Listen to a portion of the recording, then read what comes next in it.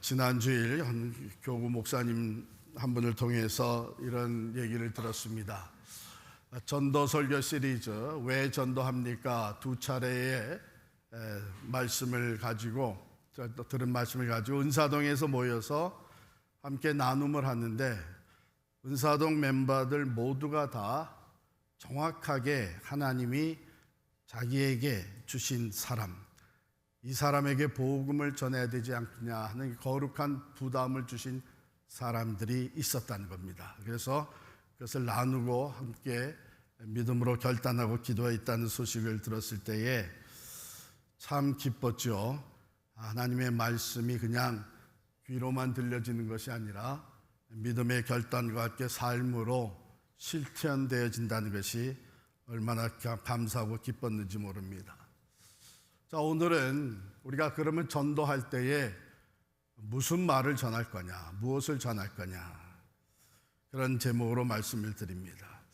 우리 고린도전서 1장 18절 말씀을 다시 한번 큰 소리로 함께 읽습니다. 시작.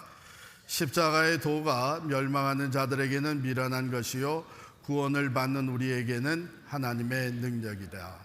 십자가의 도, 이 도라고 하는 것은 원어에 보면 헬라 말에 보면은 로고스로 되어 있어요. 로고스, 그러니까 말씀이라는 것이죠. 즉 십자가의 도는 십자가에 대한 말씀을 의미하는 것이고 십자가의 사건을 통해서 선포되어지는 메시지를 의미하는 것입니다.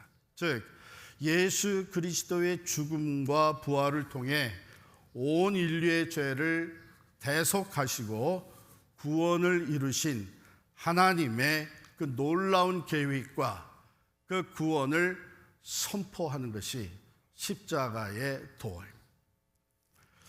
그런데 이 놀라운 복음이 멸망하는 자들에게는 어린이 선 것으로 들려진다는 것입니다. 미련한 것으로 보여진다는 것이에요. 고대 사회에서 십자가는 가장 수치스럽고 또한 잔인한 형벌의 상징이었습니다. 그래서 로마는 로마 시민권자에게는 십자가형을 내릴 수 없도록 만든 거예요. 그만큼 모욕적인 처형 방식이었던 것이죠. 당시 헬라인들, 그리스 사람들, 헬라인들은 이것을 도저히 이해할 수가 없었던 거예요. 이건 너무 어리석은 얘기다. 그들은 철학적 논쟁과 철학적 사고와 논쟁 그리고 수사학을 통해서 진리를 추구했던 사람들이잖아요. 그리고 힘과 권력을 숭배했던 사람들입니다.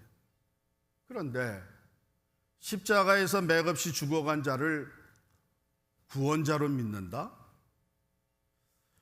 그들의 이성과 지혜로는 도무지 받아들일 수 없는, 그래서 오히려 조롱거리로 삼고 말았던 것입니다. 그리고 유대인들에게는 어떠했는가? 유대인들은 표적을 구한다. 22절에 그렇게 돼 있죠. 유대인은 표적을 구하고 헬라인은 지혜를 찾으나. 오랫동안 메시아를 기다려왔습니다. 즉 로마의 압제에서 이제 자신들을 해방시키고 이스라엘의 역사 속에 최강대국을 이루었던 다윗 왕국을 회복시키는 메시아, 그 메시아를 기대해 왔던 것이죠. 그런데 십자가에서 무력하게 매달려 죽은 예수가 바로 그 메시아다? 이것은 그들의 기대와는 정면으로 대치되는 그런 일이었습니다. 심지어는 여러분 신명기 21장 22절 23절을 보면 제가 읽어드리겠습니다. 이런 말씀이 있습니다. 사람이 만일 죽을 죄를 범함으로 네가 그를 죽여 나무 위에 달거든 그 시체를 나무 위에 밤새도록 두지 말고 그날에 장사하여 내 하나님 여호와께서 내게 기업으로 주시는 땅을 더럽히지 말라. 나무에 달린 자는 하나님께 저주를 받았음이니라.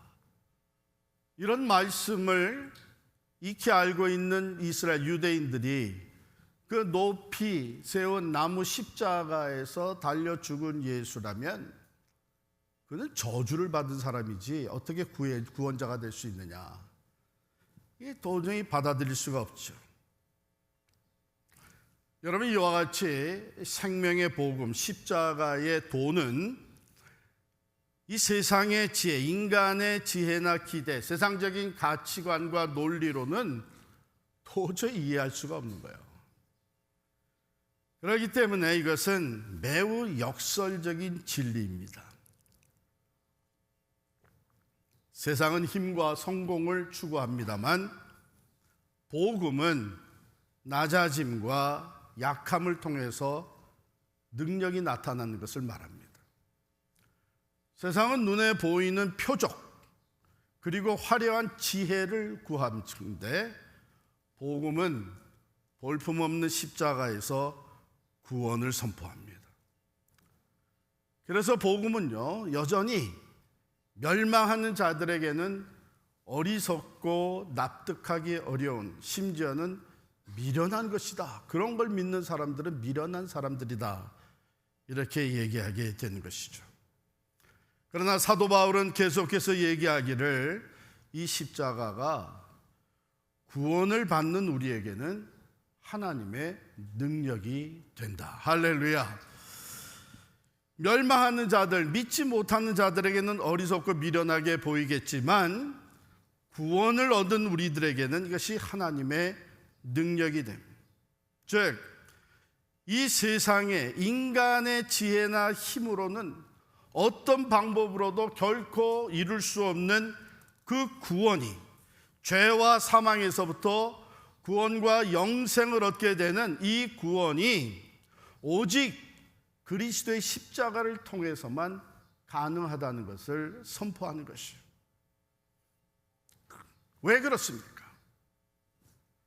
여러분, 이 구원은 하나님의 속성과 밀접한 관계가 있습니다. 하나님의 두 가지 속성이 뭐죠? 지금 속으로 정확히 다 맞히셨어요. 공의와 사랑입니다. 하나님의 공의는 언제 선포되었느냐? 에덴 동산에서 아담과 하와를 창조하자 처음 인간을 만드시고 하나님께서 선악과를 따먹지 말라 그랬어요. 너희가 이것을 먹는 날엔 어떻게 된다고요? 반드시 죽을 것이다. 반드시 죽을 것이다. 그런데 아담과 하와가 그것을 따먹었습니다. 그것을 우리는 원죄라고 얘기를 하죠.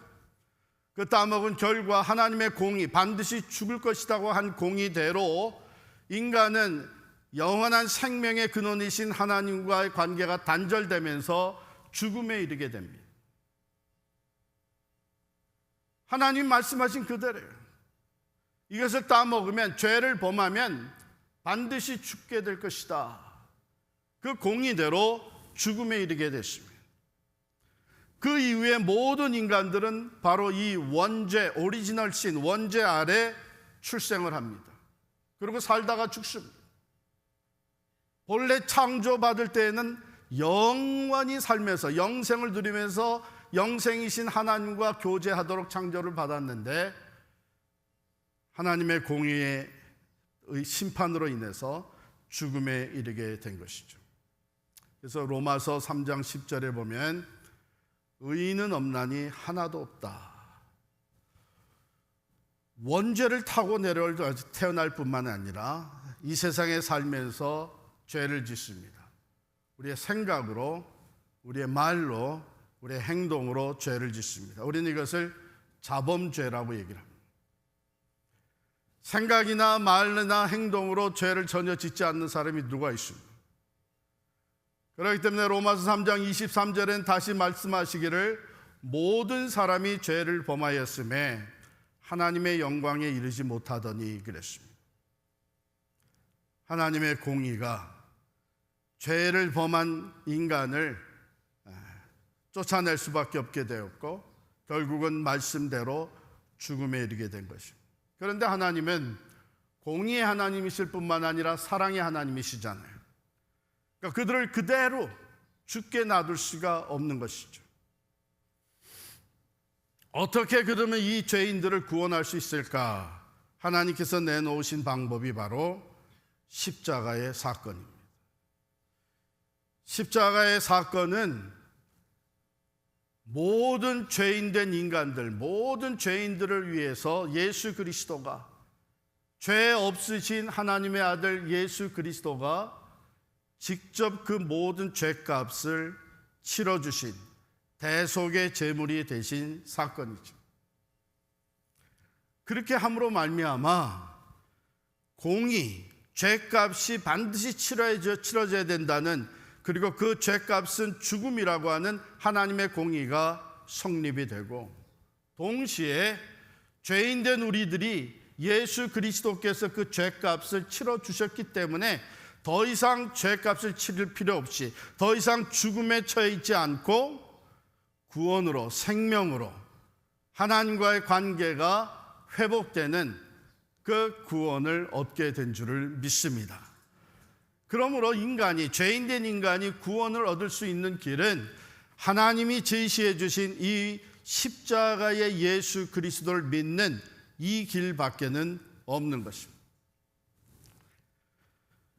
바울은 이것을 요약해서 이렇게 얘기합니다. 23절 24절에 우리는 십자가에 못 박힌 그리스도를 전하니 유대인에게는 거리끼는 것이요 이방인에게는 미련한 것이로되 오직 부르심을 받은 자들에게는 유대인이나 헬라인이나 그리스도는 하나님의 능력이요 하나님의 지혜니라. 할렐루야. 하나님의 그 놀라운 지혜, 하나님의 그 사랑의 능력, 구원의 능력이 바로 예수 그리스도의 십자가를 통해서 우리에게 나타나 보여지게 된 것이죠.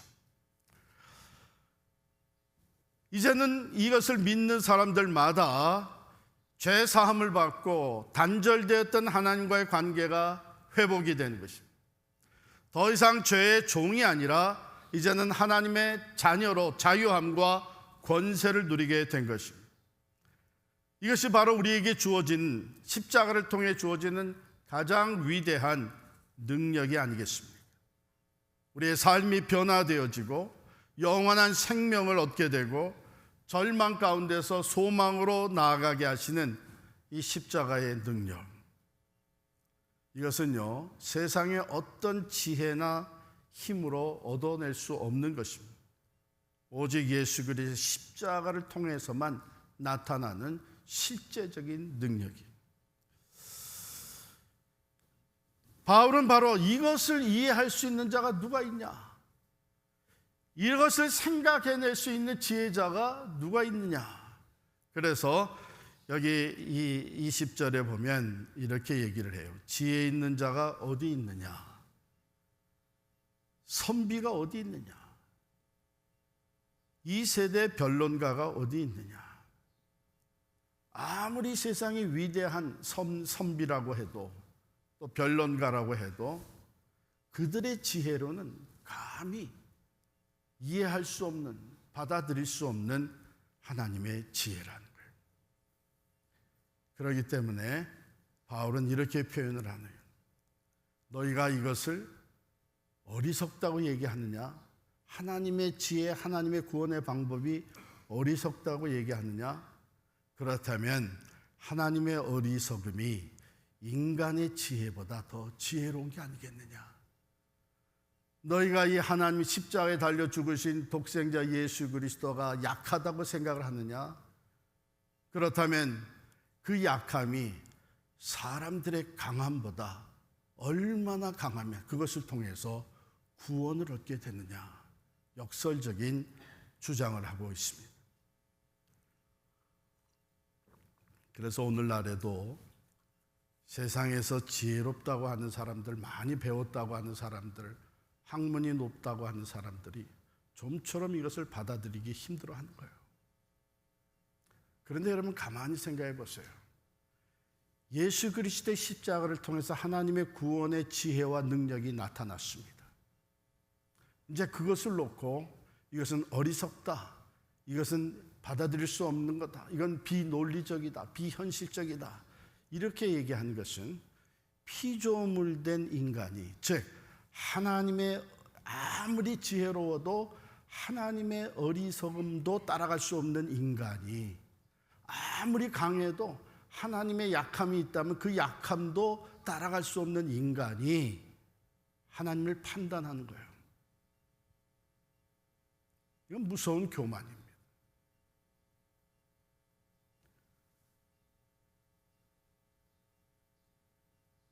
대영국의 유명한 철학자였고 수학자였던 알프레드 화이트헤드 박사님이 계셨습니다. 이분이 1947년에 86세의 나이로 세상을 떠났어요. 그는 본래 기독교 가문에서, 가정에서 태어나서 교육을 잘 받으면서 성장을 했습니다. 그런데 젊은 시절에, 청년의 시절에 철학과 수학에 심취하면서 신앙에 대한 회의가 일어났습니다. 깊은 회의에서 헤어나지 못한 화이트헤드 박사는 그가 이어받았던 신앙을 완전히 포기하고 그 다음에는 교회와도 담을 쌓게 되었습니다. 그러는 가운데 알프레드 화이트헤드 박사도 인생의 황혼기에 접어들게 된 것이죠. 어느 날 그가 살고 있는 도시에 엄청난 폭설이 내렸는데 화이트헤드 박사는 다른 사람들과 같이 서둘러서 집으로 돌아가고 있었습니다. 그런데 웬 할머니가 눈구덩이에 빠져서 헤어나지 못하고 어쩔 줄 몰라 하는 것을 보고 화이트헤드 박사님이 다가가서 그 할머니를 구해 주었습니다.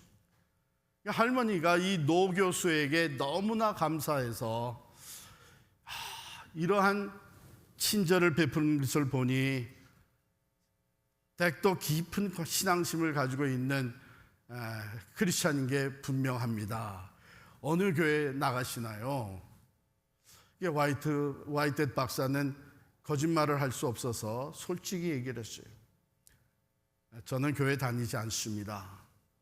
실은 제겐 신앙심도 없습니다.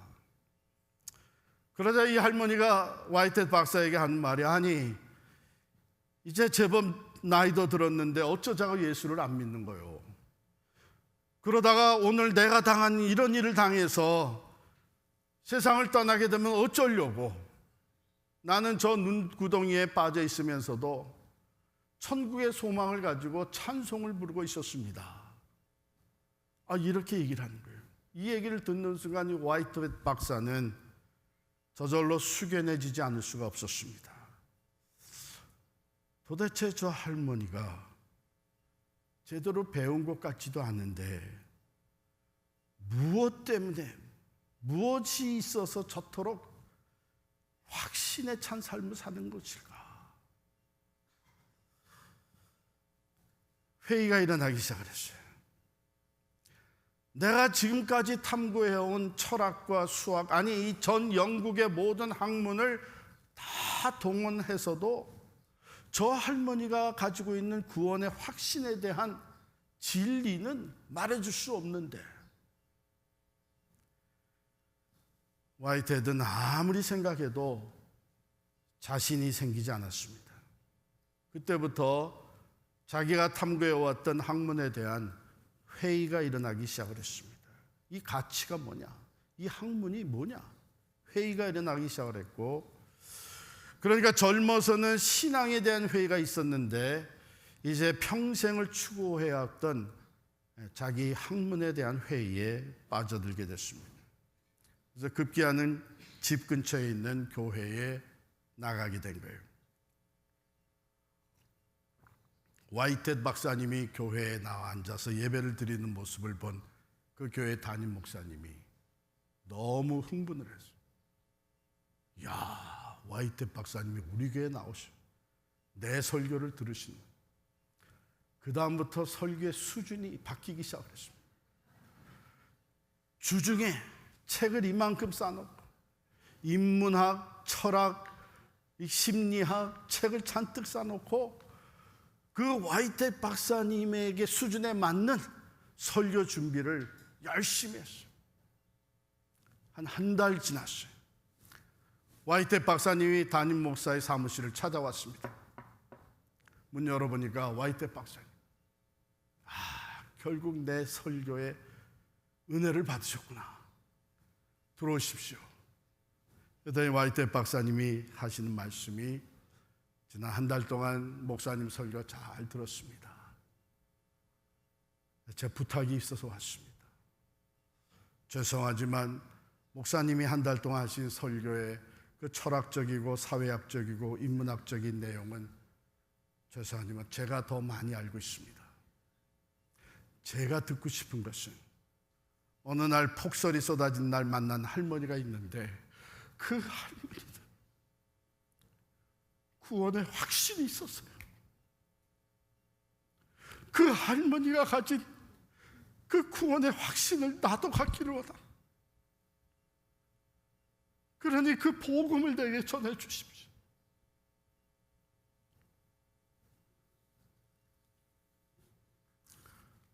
여러분, 오늘 고린도전서 1장 21절에 이렇게 말씀하세요. 하나님의 지혜에 있어서는 이 세상이 자기 지혜로 하나님을 알지 못하므로 하나님께서 전도에 미련한 것으로 믿는 자들을 구원하시기를 기뻐하셨도다. 어떻게 보면 예수 그리스도의 십자가와 부활을 전하는 것이, 이것이 비이성적이고 미련한 것이고 이것은 믿을 만한 것이 못 된다고 하는 얘기를 합니다마는, 여러분, 예수님이 승천하신 이후 오늘날까지 수많은 사람들이 그 복음을 믿고 하나님의 구원에 이르게 된 거예요. 사랑하는 성도 여러분, 우리가 전해야 하는 복음의 핵심은 바로 이것입니다. 십자가의 예수 그리스도. 세상적인 지식과 학문과 논리와 철학을 가지고 설득한다고 한들 그 구원의 진리를 깨닫게 할 수는 없습니다. 여러분과 제가 그 예수를 믿게 된 것도 우리가 학문이 높아서 노력을 누구보다도 열심히 해서가 아니잖아요. 우리가 이 복음을 들을 때에 하나님께서 우리에게 은혜를 베푸셨습니다. 그 복음을 받아들이게 하시고 예수를 믿을 수 있는 믿음을 선물로 주셨습니다. 우리는 이것을 전해야 되는 사명을 받는. 여러분, 우리가 때로는 사람마다 수준이 다 다르기 때문에 그 사람의 수준에 맞추어서 메시지를 전해야 된다고, 설득해야 된다, 우리에게 설득하라고 보내신 분이 아닙니다. 설득하더라면 사도 바울처럼 많이 배우고 학문이 높은 사람 드뭅니다. 그런데 그는 예수 그리스도를 자기가 개인적으로 만나고 구원의 확신을 갖게 된 다음에 뭐라고, 지금까지 내가 자랑하던 모든 것들은 다 배설물과 같은 것이다. 왜? 예수를 아는 지식이 가장 고상하기 때문에, 가장 가치 있기 때문에, 그 어느 것도 따라올 수 없는 구원의 능력이 거기 있기 때문에 지금까지 자랑하던 모든 것들은 비교해보면 배설물과 같은 것입니다.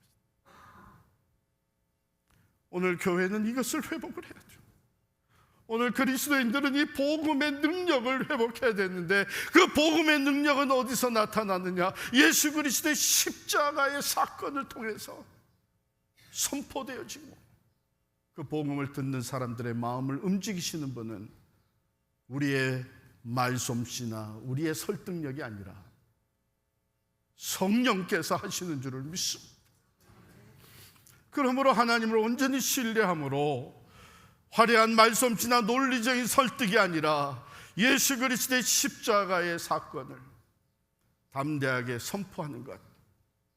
비록 때로는 어리석은 일이다, 미련한 사람들이다, 어떻게 그런 것을 믿을 수 있느냐, 조롱을 당할 수 있지만, 그러면 그럴수록 오히려 그 영혼들을 더욱 불쌍히 여기는 마음으로 기도하며 이 십자가의 복음을 전해야 되는 것입니다. 하나님, 저들의 마음도 열어주십시오. 저들의 교만이 깨어지게 하시고 겸손히 이 진리, 구원의 진리를 받아들이게 하옵소서. 왜요? 이 십자가야말로 세상을 구원하는 유일한 길이며 우리에게 참된 능력과 지혜를 주시는 근원이 되기 때문입니다. 사랑하는 성도 여러분, 세상을 바라보며 세상의 시선에 의해서 흔들리지 마시기 바랍니다.